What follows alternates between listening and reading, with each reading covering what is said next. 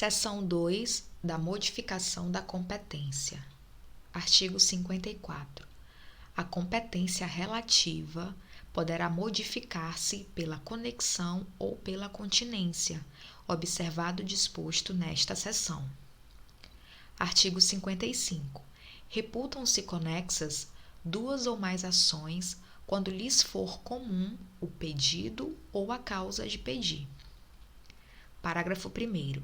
Os processos de ações conexas serão reunidos para decisão conjunta, salvo se um deles já houver sido sentenciado. Parágrafo 2º. Aplica-se o disposto no caput, inciso 1, a execução de título extrajudicial e a ação de conhecimento relativa ao mesmo ato jurídico. Inciso 2, as execuções fundadas no mesmo título executivo. Parágrafo 3º. Serão reunidos para julgamento conjunto os processos que possam gerar risco de prolação de decisões conflitantes ou contraditórias, caso decididos separadamente, mesmo sem conexão entre eles. Artigo 56. Dá-se a continência entre duas ou mais ações quando houver identidade quanto às partes e à causa de pedir, mas o pedido de uma, por ser mais amplo, abrange o das demais. Artigo 57. Quando houver continência e a ação continente tiver sido proposta anteriormente, no processo relativo à ação contida, será proferida sentença sem resolução de mérito. Caso contrário, as ações serão necessariamente reunidas. Artigo 58. A reunião das ações propostas em separado far-se-á no juízo prevento, onde serão decididas simultaneamente. Artigo 59. O registro ou a distribuição da petição inicial torna prevento o juízo. Artigo 60. Se o imóvel se achar situado em mais de um estado, comarca, seção ou subseção judiciária, a competência territorial do juízo prevento estender-se-á sobre a totalidade do imóvel. Artigo 61. A ação acessória será proposta no juízo competente para a ação principal. Artigo 62. A competência determinada em razão da matéria, da pessoa ou da função é inderrogável por convenção das partes. Artigo 63. As partes podem modificar a competência em razão do valor e do território, elegendo foro onde será proposta ação oriunda de direitos e obrigações. Parágrafo 1º. A eleição de foro só produz efeito quando constar de instrumento escrito e aludir expressamente a determinado negócio jurídico.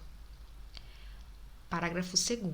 O foro contratual obriga os herdeiros e sucessores das partes.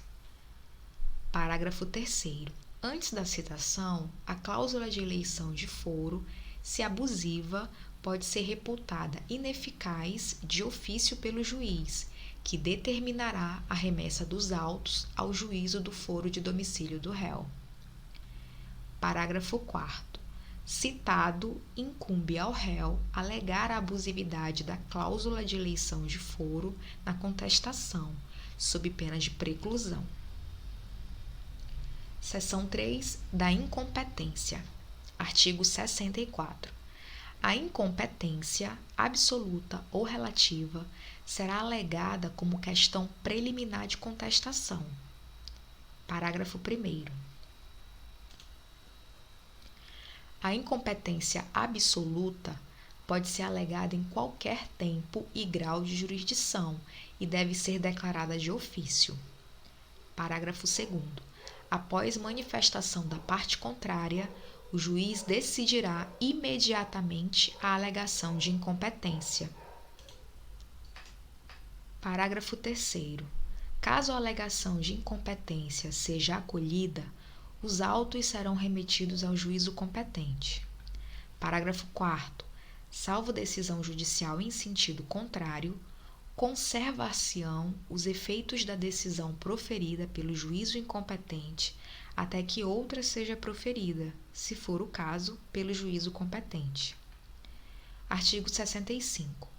Prorrogar-se-á a competência relativa se o réu não alegar a incompetência em preliminar de contestação. Parágrafo único. A incompetência relativa pode ser alegada pelo Ministério Público nas causas em que atuar. Artigo 66. Há conflito de competência quando, inciso 1, 2 ou mais juízes se declaram competentes. Inciso 2.